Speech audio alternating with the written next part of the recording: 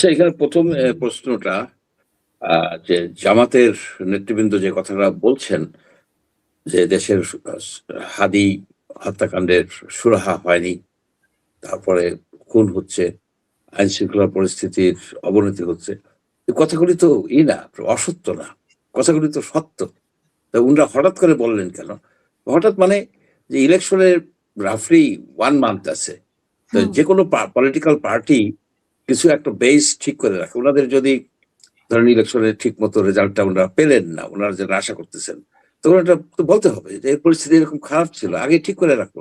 এটাকে আমি কোনো দেখি না, মানে এগুলি মানে স্ট্র্যাটেজির একটা মধ্যে পড়ে। চাপ তৈরি করা যে মানে চাপ এখন একটা চাপ তৈরি করা, প্লাস ভবিষ্যতে জন্য বলা এগুলি। কিন্তু কথাগুলির মধ্যে তো আমি তো অসত্যতা কিছু দেখি না, হুম, যে এই জিনিসগুলি তো সঠিকই আছে। আরেকটা ব্রিগেডিয়ার জেনারেল জিয়ার যে কথাগুলি খুবই ইম্পর্টেন্ট কথা উনি বলেছেন যে ইয়াং জেনারেশনের উপরেই কিন্তু করা উচিত ছিল, মানে তাদের দায়িত্ব, তাদের উপরেই আপনার ভরসা করা উচিত।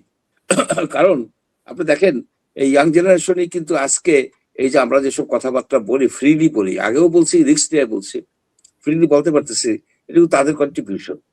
আজকে যে তারেক রহমান সাহেব এখানে আসছেন, ইলেকশন করতেছেন, এতে এতে তো ভূমিকা আছে, ডাইরেক্ট ভূমিকা আছে। এরা যদি এই ডিক্টেটরের পতন না ঘটাতে পারতো, তাহলে কিন্তু আজকে কি হতো? আজকে অনেকের কিছু কিছু লোকের ফাঁসি দিয়ে দিত, জেল হয়ে যাইত, দীর্ঘস্থায়ী জেল হয়ে যেত। বাংলাদেশ আর একটা ডার্ক এই যে চলে যেত, এই এই যেটা সুতরাং তাদের ভূমিকাটা গুরুত্বপূর্ণ। আর একটা হলো যে বিএনপির আমি দেখছি কিছু কিছু ক্যান্ডিডেট, তাদের একজন নাকি 93 ইয়ার্স ওল্ড, 80-র উপরে বেশ কয়েকজন আছে, 80-র উপরে অনেকেই আছে, বয়স্ক বয়স্ক লোকজনকে তারা দিছে। ইয়াং ইয়াং আমি খুব দেখি না, এটা ট্রাডিশনাল ইসের মধ্যেই তারা চলে গেছে। এটা আরেকটা কারণ, আপনি দেখেন যে ইয়াং জেনারেশন যাদের এভারেজ বয়স 27, 28, 25 এই ধরনের বয়সের ছেলেরা এবং মেয়েরা মিলে একটা সরকার, একটা ডিক্টেটরকে খেদাইলো, মানে উৎখাত করলো। তাকে তার জায়গায় বসাইলো কাকে?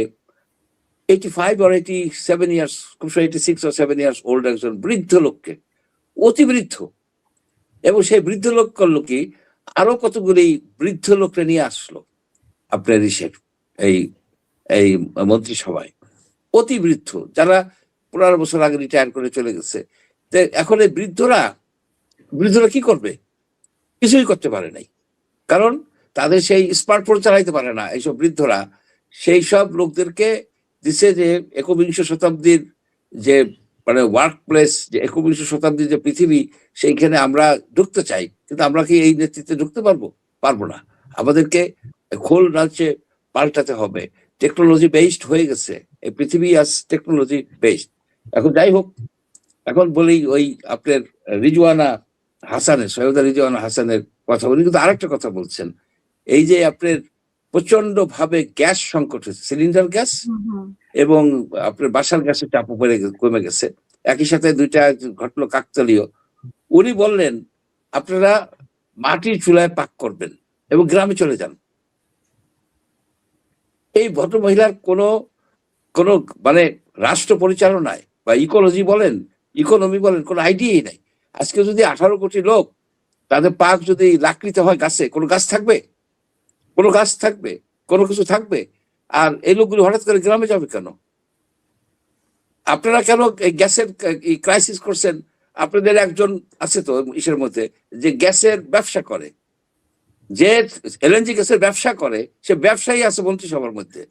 আর আজকে এলএনজি বহু লোক কিন্তু আপনার খুবই দুরবস্থায় পড়ে গেছে, হোটেলে খাচ্ছে, খেতে পারতেছে না, আপনার গ্যাস নাই, সিলিন্ডার গ্যাস নাই, হন্যে হয়ে খুঁজে 3000 টাকা একটা সিলিন্ডার গ্যাস পাওয়া যায় না। কি ধরনের সরকার?